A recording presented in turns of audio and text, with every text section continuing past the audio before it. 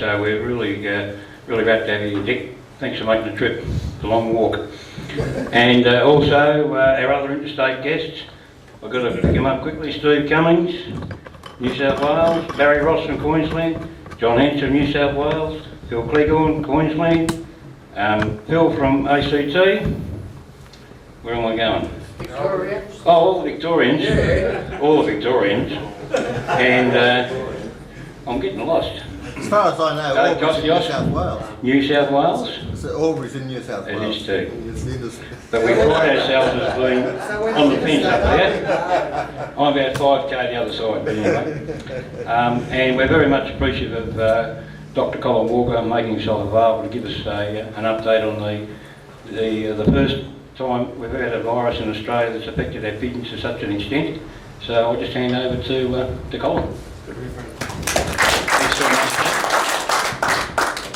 Well, it's hard to know really just what to say because paramyxovirus, of course, it's only been in Australia for 11 months, and so this time last year it was still a month away, from beginning, and no one would have had any sort of idea that all the things that were going to happen, weren't in fact going to happen.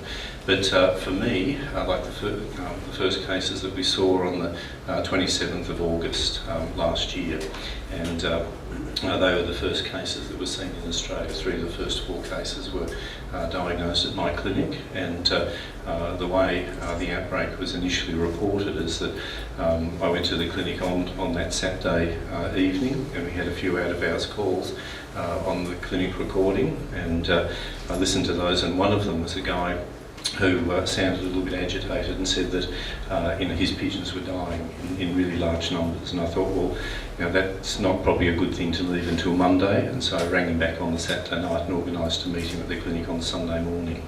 And he had 4 pigeons in a basket, and they were sort of showing various sort of degrees of ill health, but one of them, when I picked it up to examine it, actually died in my hand, and I thought, gee, that's not a very good symptom. And he was saying that he'd had something like 40 pigeons, die in his loft the day before, 10 the day before that, and even though the other ones in the basket, apart from the one that had died, didn't look too bad, he thought that they would all die in a day or two. And I thought, oh, that's pretty unlikely, they don't look too bad to me. And so we just did the routine tests. We did a crop flush, and that was all clear, and we looked at some droppings under the microscope. This is on Sunday morning. They had a few worms and coccidia, and he fed them an unusual diet, just sort of wheat and milo. And the basket they were in was fairly dirty as well, so I thought, look, this is probably just a combination of parasitism, low protein diet, probably poor management practices. We'll just address these problems, and it'll all be okay. So we brought those sick pigeons into the clinic and treated the identified problems, but sure enough they all died, and in 48 hours or so. And by that time, out of his 130 pigeons, it was 4 days since his first one had died. In the 4 days, 120 of his pigeons had died. And in the next 4 days, the surviving 10 died. So in 8 days, he lost the whole 130. But with the ones that died, we autopsied those, and we sent the tissue samples off to a specialist avian pathologist for assessment. But that sort of testing takes about 3 or 4 days for the results to come back. During that 3 or 4 days, we had another 3 fanciers come in, all with the same things, really high mortality. The principal symptoms that the birds were showing, they were incredibly thirsty, just drinking huge amounts to the point where their crop was just overflowing with water. They just passively regurgitate fluid. Because they were drinking a lot, they were producing big wet droppings made up of urine. And the birds are incredibly short of breath as well. Obviously their respiratory tracts are really inflamed. And so, we had this week progressing with these cases coming through of high mortality in lofts, and we didn't have paramyxovirus on our list of differentials because it didn't occur in Australia. It was an exotic disease, but we thought we were probably dealing with, really nasty bacteria like salmonella or one of the nasty viruses like adenovirus or herpes virus or circovirus. But then it all turned around on the Friday because they had the Victorian DPI ring for advice on Friday morning, and during that week they'd been investigating a loft at Shepparton with very high mortality. And as part of their testing protocol, they'd specifically done a test called a PCR that looks for viral DNA for paramyxovirus. and that had returned a positive result. And that was, well, it's a paramyxovirus. But the pigeons at Shepparton were showing similar symptoms to the ones we'd been investigating down here in the city. And so I rang the lab and said, we better do a PMV, PCR test on these pigeons. And so they very quickly organised that. In 24 hours we had those results, and the 4 lots that we were looking at were all positive as well. So on Friday morning, our paramyxovirus is an exotic disease and didn't occur in Australia, but by Saturday morning we had 5 positive results, and so it wasn't just in one location, and these were widely placed lofts. So immediately, the whole sort of pigeon landscape in Australia has changed. So the Victorian DPI was faced with, how are we going to control this? And there were whole lots of different protocols proposed. Some avian vets said the best thing to do is just identify, quarantine those lofts and depopulate them. Other people were very against that. They thought it would result in underreporting and indiscriminate bird movement, things like that. But in the end, what was decided is that the lofts would be identified, quarantined, and those people educated in the control of the disease. And that was all that happened. From then on, through sort of the rest of August, September, October, November, it was probably a fairly confusing time in Victoria. Lots of different pigeon clubs, lots of different pigeon fanciers had fairly strong views about how the virus should be controlled. Some pigeon racers were very keen to inoculate their pigeons with the chicken vaccines and resume racing very quickly. Other pigeon fanciers were outraged that people would consider that and thought that all lofts should be quarantined, and loft flying, even just around the loft, the home loft should be banned. So there's a lot of confusion and a lot of things on pigeon forums, a lot of misinformation spread around, and it was really a time of confusion. But the end result, while all this was happening, was that fairly large numbers of further lofts were diagnosed with the problem, and fairly early in the course of the disease, it was diagnosed in feral populations as well. And so we got to the stage where, by the beginning of February, paramyxovirus had been diagnosed in approximately 200 discrete locations throughout Victoria. So that's a really huge number. That's a disease that's become established really, really quickly. And of those 200, about 70 of them were in feral populations and of pigeons. And so that was concerning because, making analogies with PMV outbreaks in other parts of the world like Canada, paramyxovirus wasn't identified in feral populations until the disease was very entrenched, and in fact had been diagnosed in literally hundreds of fanciers' lofts. So the fact that it was identified in like 70 discrete feral populations throughout the city, the disease was really becoming established. And we got to a point where no pigeon fancier in Melbourne was living more than 7 kilometres away from a loft, or a location where the disease had been diagnosed. Fairly early in the course of the disease, paramyxovirus was diagnosed in other species as well. There were some common brown goshawks that were found to have the disease. It killed all of them near a fancier's loft out in the northwest, and it was identified in the little spotted necked Asian doves, the Streptopelia doves, that were introduced from Asia. And in Canada, of course, they tested, I think, 7 or 8 exotic and native dove and pigeon species there, and they found that all of them had the potential to asymptomatically carry and spread the virus. And so it looked like the virus was just behaving similarly in Australia. But once it's in a feral population, and of course there's lots of non-target species that can spread the virus themselves without showing symptoms, that the disease gets very hard to control. And through November, the Victorian DPI contacted us at the Melbourne Bird Clinic and asked us to do a short preliminary trial, trialling the available chicken vaccines. And there's a bit of conjecture there. People said, well, you inoculating pigeons with a chook vaccine, which sort of tended to sort of downgrade the vaccine. But the vaccine, it is a vaccine that immunises birds against paramyxovirus, and it doesn't really matter whether it's registered for chickens or pigeons or canaries. It immunises birds against paramyxovirus. And So the reason that that was trialled is that there was considerable hesitation in importing vaccines from overseas. You've got to bear in mind that up until about 15 years ago it was illegal to import any avian vaccines into Australia. Those import restrictions have been relaxed, and it is possible to do that now. And because of the demand, big international company Pfizer very quickly submitted a registration application for their European pigeon vaccine to Australia. We had meetings with Australia's Chief Veterinary Officer, the APVMA, AQUIS. We flew to Canberra, we had them fly down to us, and we had meetings where a registration application would normally take about 15, 16 months. It was completed in 5 weeks at our urging. But even though the APVMA approved it, it was efficacious, they thought it was safe, AQUIS knocked it back because of a hiccup with the vaccine's manufacturing process. Pfizer couldn't guarantee that the base that the vaccine was dissolved in wasn't contaminated with another exotic virus, and so they knocked it back.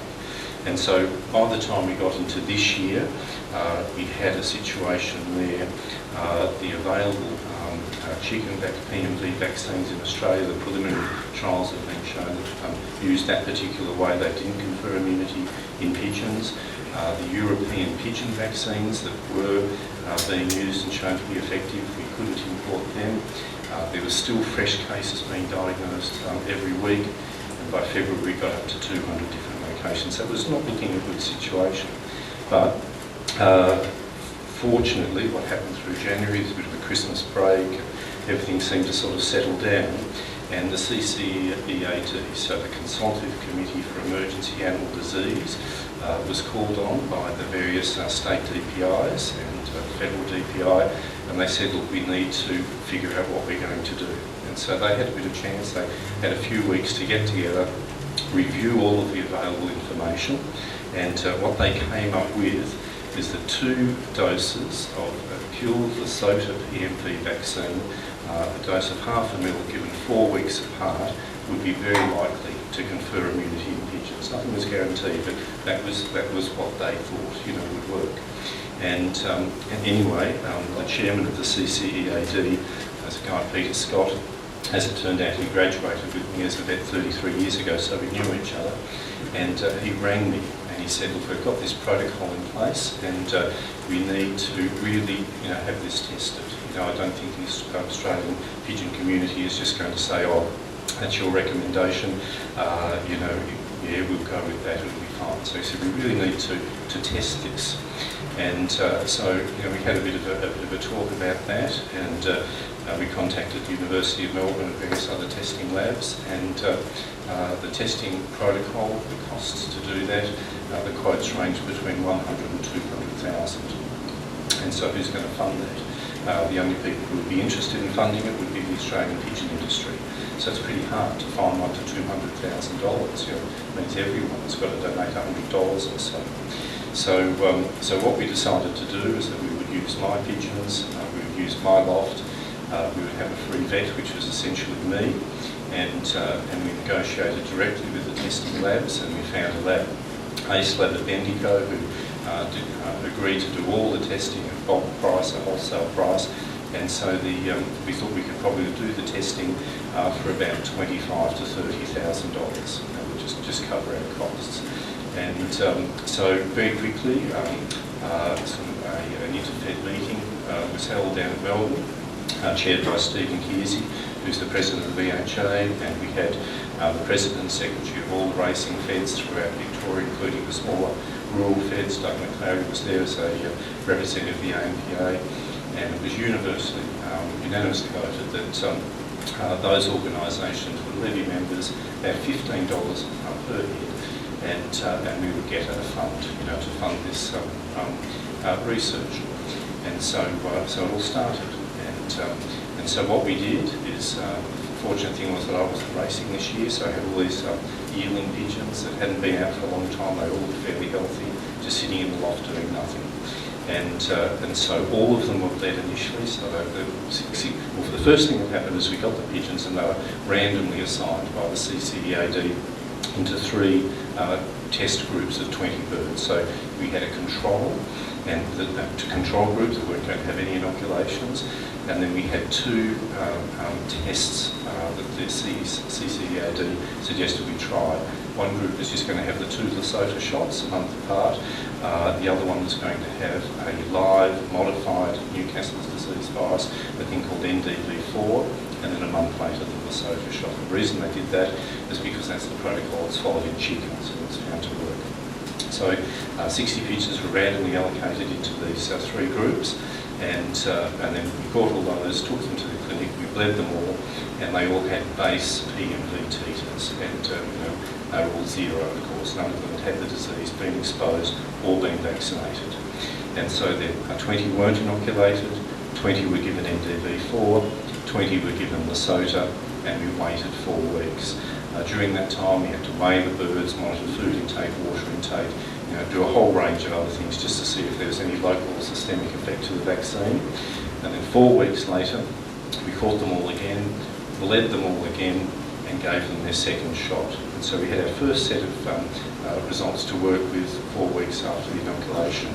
Now, the testing protocol was fairly involved. We wanted this to stand up as far as the subsequent drug registration or peer review and publication in veterinary journals, and stand, potential criticism. And so we didn't do 1 test on each blood sample, we did 4. And so what we did, to keep it very simple, the basic type of testing done is a thing called a HI, a hemagglutination inhibition test. And what Newcastle's or PMV virus does is it forms red blood cells to agglutinate or clot.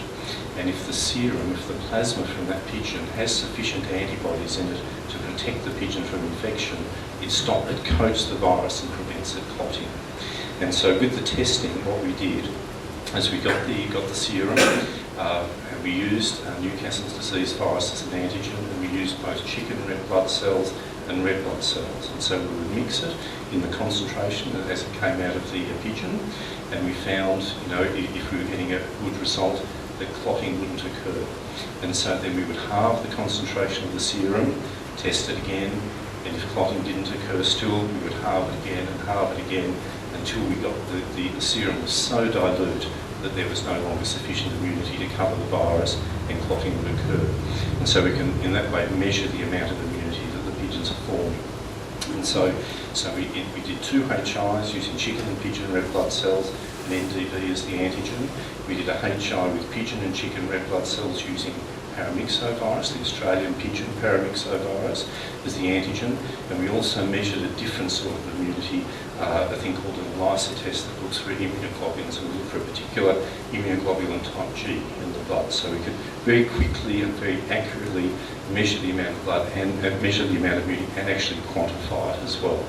And what we found is that after 4 weeks from the first inoculation, only 2 of the 20 NDV pigeons had immunity sufficient to protect them from disease, but already 16 of the 20, so that's 80% of the Lesotho pigeons, had sufficient immunity to prevent them catching this or developing symptoms if they were exposed to the disease.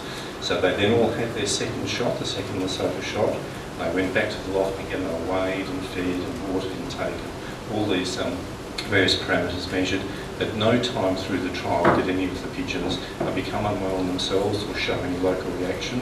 And because they've been randomly assigned to these various groups, there were young birds, old birds, there were some Swabians, some Nurembergs, because these are the pigeons they keep, and some race birds. There's some fancy pigeons, race birds, old birds, young birds.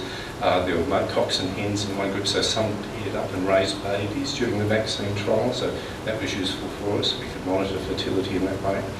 But then 4 weeks after their second shot, we drew all back to the clinic, all had blood drawn again, and again we could measure all that immunity. And what we found is that 100% of the birds in the Lesotho group had sufficient immunity in their blood to prevent clinical paramyxovirus, and most of the, I think it was 18 or 19 of the NDV4 Lesotho group had immunity as well. So it was a surprisingly good result. And while all this was going on, we also led some ran the same test through on birds that had had the disease and recovered. And in the units that we use, they have to be 3 or more to be protected from the disease. Most of the vaccine trial birds are actually 6, 7, 8, 9, and there was one bird that was 10. So they nearly formed 3 times the amount of immunity they needed to protect from disease. And in fact, recovered PMV birds that had the disease and had been very sick, and in the minority that recovered, they only had 7s and 8s. So the immunity formed from the vaccine was actually as high or higher than birds that had had the disease. And so with that, those results were published. They were put on the DPI website very quickly. Stephen and I had a meeting with Victorian Chief Veterinary Officer Andrew Cameraman, and it was put there. And so the Victorian pigeon community embraced those results really quickly, and in fact in the next 10 days, something like we personally sold 300,000 doses of vaccine over the reception of the clinic, so most people got on and inoculated incredibly quickly. The interesting spin-off was that we only had enough money to run the trial up to that point, and of course all we wanted to know was, was this CCEAD vaccine protocol, was it going to work? And we showed that it did. But we then had one of the vaccine companies, Pfizer, a large international company, contact us, and they make, will make the PMV vaccine, and it's only registered in Australia for chickens. And because the vaccine trial results had shown that it also conferred immunity in pigeons, they could use that information to extend the registration of their product so it would be sold as a vaccine for chickens and pigeons. And so they then were interested in wondering how long the immunity would last. And so they're now coming on board and helping us to fund the remainder of the test. And so those pigeons are all still sitting in my loft, and their next bleed is on the 1st of August. And what we're going to do is just do the same tests. I think it's every 60 days or so, spanning over a year, and we'll see at what point a booster is going to be due. But we'd expect fairly similar results to what's been achieved overseas. So they get fairly high immunity, and then gradually over 12 months it gradually wanes, and by the time we get to 12 months, a sufficient number of the birds are now vulnerable to infection again, so that boostering is now worthwhile. And so that's really the stage we're at. What I'm currently recommending, and what we have on our website, I've printed this out, is that obviously the disease continues to be regularly diagnosed in Victoria. We had our last clinical case of paramyxovirus at the clinic on Wednesday morning, 2 days ago. And the incidence has dropped dramatically because probably 95% of Victorian pigeons are now inoculated. So what we're recommending is that all Victorian pigeons, whether they're fancy pigeons or racing pigeons, are inoculated immediately, or if they haven't been already. Up until 6 weeks ago, what we were advising is that because the disease hadn't been diagnosed in other states, maybe it was worthwhile doing the breeding pigeons, because we obviously wanted to protect those, but it was probably hard to justify going into a racing loft during the racing season, particularly if the team was doing well, and upsetting them and catching them and injecting them. But of course that changed through New South Wales when the disease started to be diagnosed there. And so we then started recommending that New South Wales fanciers inoculate their pigeons, and of course they're now doing that. And I think the majority of them are giving them their second vaccine this weekend, and they look to resume racing on the 11th of August. It's should the other states inoculate or not? It's always hard. With the virus being in sort of feral pigeons and being carried by non-target species, there's no glass wall between the states, so you think it's only a matter of time until the virus moves interstate. But then you can argue, is it really worthwhile having hundreds of fanciers spending thousands of dollars and inoculating thousands of pigeons for a disease that isn't in their state? But what the vaccine trial has shown is that the vaccine is safe, it's very effective, and it's a very cheap vaccine as well. It works out like 18 cents per pigeon to immunise them. So with there being no restriction on use of the vaccine in the States, in the other states, a lot of fanciers are choosing to inoculate their birds there anyway. And of course, the various DPIs have indicated that if birds en masse in other states are inoculated, the borders are much more likely to be opened fairly quickly, which means interstate racing and interstate showing can occur as well. So there's other factors to consider there as well. But that's essentially the stage that we're at now. Yes, Yeah, I'd like to thank you for your time anyway, Colin, for doing all the testing. that's okay. I was over in South Africa over there, because Canada, South Africa all follow the same protocol as what we are doing now, and they've had it for many years. One of the guys called Christo over there, which I was, you know, he's probably, he inoculates his birds 4 times a year. Yeah, you can do. And I guess, yeah, we're going to be able to answer those questions really accurately when we finish our trial here. And, you know, if we find that after only, say, 12 weeks or something, the level of immunity falls, we might be making that recommendation.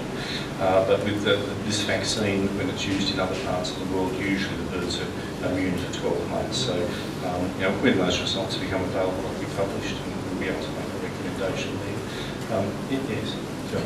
I can say from Queensland's point of view, although we haven't got the disease at this stage that we know of in Queensland, but certainly the Queensland Racing Pigeon Federation and both the Vulture Club and the Butchers Club, most members are vaccinated at least once, and yeah, there's a big move on right throughout Queensland. Yeah, well, I think the thing is that say, oh, it's not there, but if it is going to be there, no one wants to be sort of lost zero, you know, the first one when it's diagnosed. And because it's not like, say, pox, which is really infectious but doesn't kill them, or salmonella that, you know, is infectious but, you know, at low mortality, this is very infectious and kills them really quickly. And but one interesting thing, though, which is perhaps a bit of a saving grace for people that haven't inoculated their birds, is since the end of the vaccine trial, the people that haven't inoculated and then got the disease, what we've suggested is they inoculate immediately in the face of an outbreak in the same way as you would with pigeon pox. And the interesting thing is that deaths in those lofts have stopped within about 3 or 4 days. And so it seems that there is at least some immunity that, you know, we haven't been monitoring that, but we've been, you know, monitoring the HI and the ELISA test. But there's obviously lots of different forms of immunity, but it seems that there is some immunity that pigeons will, you know, form really, really quickly. So that's another thing that people can do. So if people chose not to vaccinate, the vaccine's readily available. It's available all through the country. You can get it from any veterinarian. And in some states just from the manufacturer as well. So if people chose not to vaccinate, you know, they could monitor really closely for symptoms, and that those first few birds would certainly die, but then they could get the vaccine and inoculate them really quickly. Yes. On vaccination of young birds, yeah, like a month old, 2 months old? It doesn't seem to be any problem.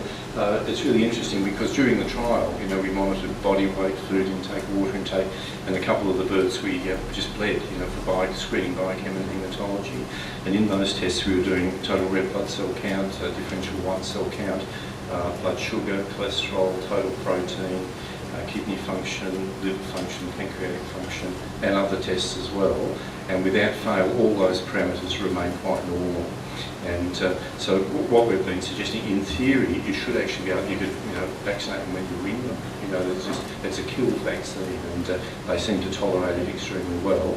But what has been shown overseas is that youngsters from inoculated parents, they get a passive immunity through the crop milk and the egg that protects them for the first 2 to 3 weeks of life. And really probably the first time that they're likely to become exposed to the virus is when they're weaned at, say, 28 days.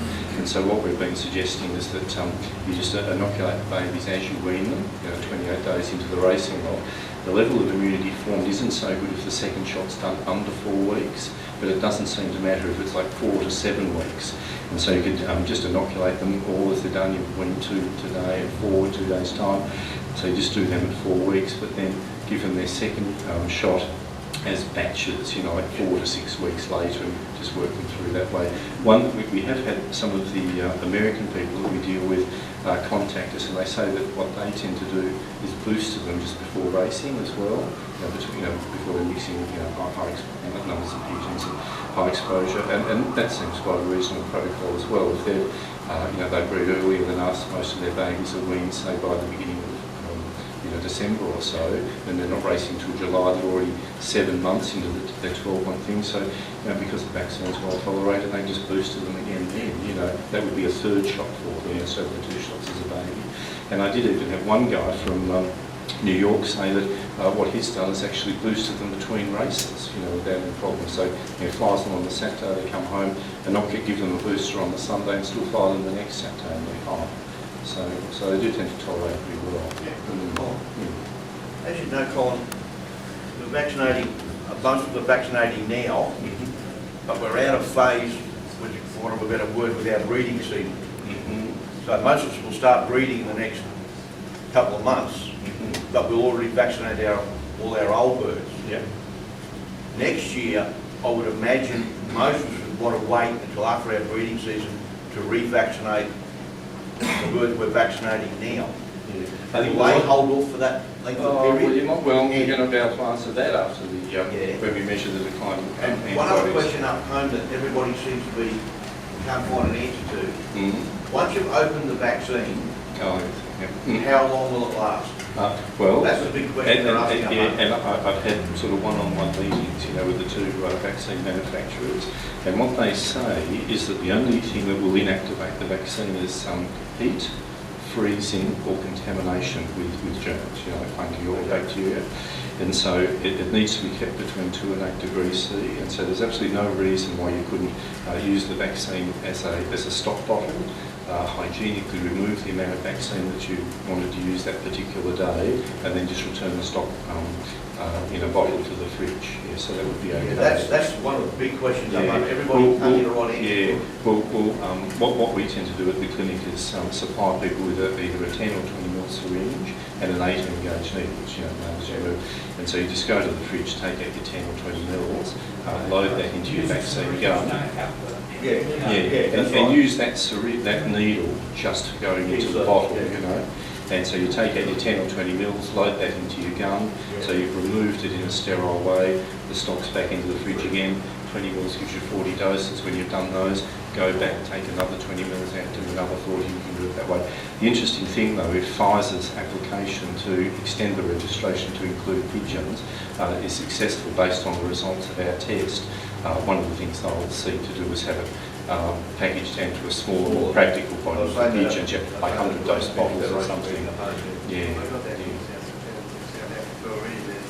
The smaller ones, Well, see, it's tricky because the vial and the vaccine gun is only, I think, a 20 or 30 ml vial, and if it was available, say, in 30 ml containers, you could just screw that directly onto the gun, and you just use that out and throw it away and screw the next one on back at much easier. Yep. Do you know how the virus actually got into Australia? We have an idea. We had because we were involved with it right from the start, and they were our clients, and we knew them. And the interesting thing too is that 3 of the first 4 diagnoses were all in Middle Eastern breeds, and one of them was an Iranian, what we call an Iranian tumbler. And because I've been the vet that's imported or checked all the imported pigeons since 1989, this particular breed has never been legally imported. And it just appeared, we saw it at our clinic for the first time about 7 years ago. I thought, oh wow, what's that, And but where did it come from? Must have blown over on the wind. But so 3 of the first 4 were those pigeons. And so the strong suspicion was that there were people from the Middle East who, their sort of second language was English. They grew up with their pigeons in that part of the country. Couldn't legally import pigeons, but wanted the pigeons that they had as children, and so they somehow brought them in. We had a visit from the federal police, and they wanted some of our records, which we had to give them, and they said they don't think they'll be able to get a conviction, but they've got a pretty good idea of who it is. The infected birds that recover from the virus need to be vaccinated. Do they build it in? Sorry? The infected birds from the virus, the ones that survive, do they need to be vaccinated? Do they build an immunity to it? Yes, that's a very good question. With paramyxovirus, the carrier state doesn't occur. Birds like that recover from herpes virus, it's a DNA virus, it's incorporated in their genome, they never clear the virus, it's always there. But with paramyxovirus, the carrier state doesn't occur, and once they recover and clear the virus, their level of immunity gradually wanes as well. And so recovered birds probably should have an annual booster as well. Yeah, that's a good question. One fairly important question regarding a national show procedure. Yes, the use of poultry provisions. We have a number of fairly influential poultry people who are saying, "You're never again going to put your pigeons in these poultry provisions." Can we get any scientific or clinical evidence to say this is original poultry? You should be able to get that, certainly from the Victorian V-P. One of the really early concerns, when the virus got into the country, was that what was its host range? All paramyxoviruses, like there's 9 different groups of paramyxovirus, and for example, there's a paramyxovirus type 4 in Australia that affects canaries. It's not particularly relevant, but this one is paramyxovirus type 1, and so the typical paramyxovirus type 1 damages chickens. But all paramyxoviruses have their own set of characteristics, and that includes the species that they infect, the actual nature of the disease they cause, the severity of the disease they cause. And so when this was identified as a paramyxovirus type 1, the Victorian V-P was very concerned as were chickens included in the host range. And so what they did is they got some of the virus from the pigeons and deliberately infected some chickens down at the Australian Animal Health Labs at Geelong. And none of those chickens showed clinical disease, but some of them became infected with the virus. And then when those chickens were then mixed with another group of chickens at a remote location, they were able to pass the virus on to further chickens, even though those chickens had never come in contact with the pigeons. But none of the chickens showed clinical disease. And so it really has no impact on the Australian poultry industry. It's just another virus that you can catch and you form an immunity to it. It doesn't make you sick. So if it doesn't make you sick, it doesn't matter. You just form an immunity to it. It's asymptomatic. The live vaccine that's used to control the disease, NDV4, does exactly that. It's a modified Newcastle disease virus that infects the chickens but doesn't cause disease, and they deliberately give that to them. So it just falls into that category. It's a paramyxovirus type 1 that's only been shown to affect pigeons and goshawks to date. And despite rigorous efforts to give the disease to chickens, they've all failed. And of course those results would be available through ANPA, so they have access to that. The other, I was just going to say, the other really interesting point, which some people stumble over, is that, which is sort of going to impact on our ability to have national shows and things like that, is that the immunity that they form after inoculation, even though it's enough to stop them actually getting the disease, it's not enough to stop pigeons catching the virus. They have to come in contact with the bird with the disease, but you can have a pigeon that you inoculate. If it then comes in contact with a bird with the virus, it won't get sick, but it will become infected with the virus. And after 2 to 3 weeks, they'll clear the virus from their system. Those pigeons, if they, in the meantime, come in contact with other pigeons, they can transfer that virus to the fresh pigeon. And so that was one of the stumbling blocks with the Victorian race birds racing out of the state this year. So that Victorian pigeons, if they raced into South Australia, we could, like the Victorian National Pigeon Association could legislate that all pigeons had to be vaccinated before they could go into a race. Those pigeons, if they went into state, they're all inoculated, they can never catch the disease themselves, but because they're coming from a contaminated state, they could track the virus out of the state, introduce it into state before they flew home again. So that was a bit of a stumbling block. But South Australia's probably set a bit of an example there where when the trial results became available, they just said, look, we can't keep the border closed forever. You've now got a way of protecting your pigeons from getting sick. We're going to give you 2 months to inoculate all your pigeons. After that, we're going to open the border, and after that, we just, it's in your hands. So that's what they've done. So, that was sort of the track I was going on about with us showing next year is going to determine how many more outbreaks there are of the disease. Well, it sounds a bad thing to say, but probably, my opinion is the best thing that could happen is if, because I think it's going to spread to all the states, if it could just spread to all the states really quickly. And because then they'd all just be vaccinated and the national would occur. It's going to be hard for it to get down to Tasmania, I think. We're pretty well spread through all of